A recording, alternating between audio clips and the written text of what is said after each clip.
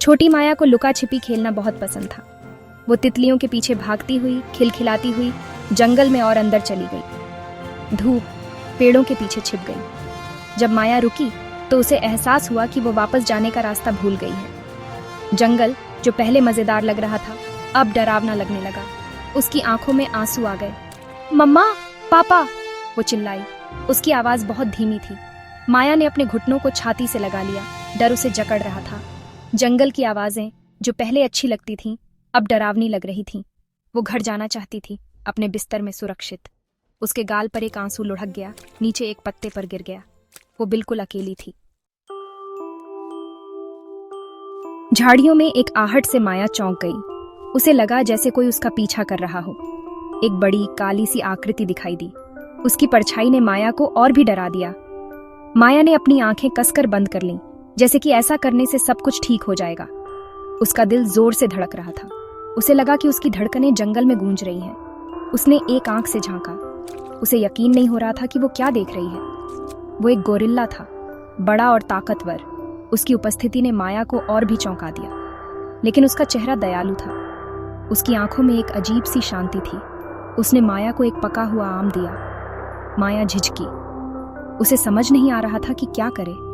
उसने जंगली जानवरों की कहानियां सुनी थीं जो अक्सर खतरनाक होते हैं, लेकिन ये गोरिल्ला अलग लग रहा था। उसकी हरकतें माया को हैरान कर रही थीं।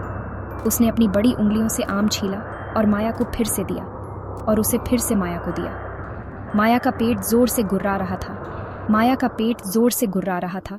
उसे भूख लगी थी। उसने झिझकते हुए एक कौर खाया। आम का स्वाद उसे बहुत अच्छा लगा। ये अब तक का सबसे मीठा आम था। उसकी मिठास ने माया को राहत दी। गोरिल्ला उसे देख रहा था। उसकी आंखों में एक अजीब सी चमक थी।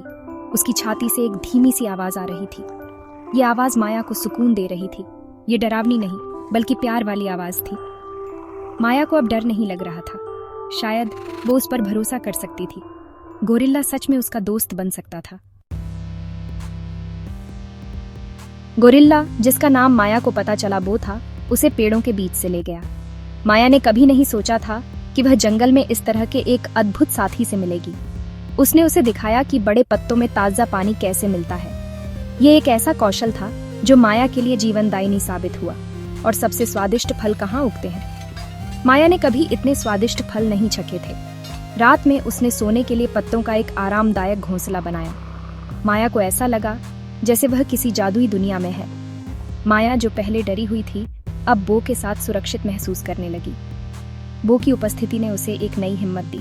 वो एक दयालु दानव की तरह था, हमेशा उसकी देखभाल करता था। बो की देखभाल में माया को एक नया परिवार मिल गया था।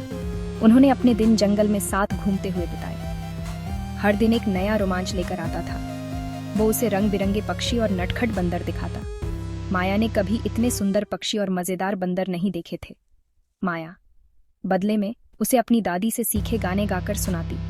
वो उसकी आवाज सुनकर बहुत खुश होता था। वे एक दूसरे के शब्द नहीं समझ सकते थे, लेकिन वे कुछ और जरूरी समझते थे, दोस्ती। उनकी दोस्ती ने भाषा की सभी सीमाओं को पार कर लिया था। एक छोटी लड़की और एक बड़े गोरिल्ला की दोस्ती जितनी अनोखी उतनी ही प्राकृतिक, जैसे उनके आसपास का जंगल। ये दोस्ती एक मिसाल बन गई थी। एक दिन उनका सामना जंगली कुत्तों के एक झुंड से हुआ जो बेहद खतरनाक दिख रहे थे। उनकी आंखें खतरनाक तरीके से चमक रही थीं, जैसे वे किसी भी पल हमला कर सकते थे। माया बो से चिपक गई, डर से कांप रही थी। उसकी आंखों में डर साफ झलक रहा था। वो सीना तान कर खड़ा हो गया, जैसे वह माया की रक्षा के लिए तैयार हो, और जोर से दहाड़ा जिससे जमीन हिल गई। उसकी दहाड़ इतनी शक्तिशाली थी कि कुत्ते भी डर गए। कुत्ते उसकी ताकत देखकर धीरे धीरे पीछे हट गए, जैसे उन्हें अपनी हार माननी पड़ी हो, और झाड़ियों में गायब हो गए। माया ने राहत की सांस ली। बो की बहादुरी देखकर माया ने उसे कसकर गले लगा लिया।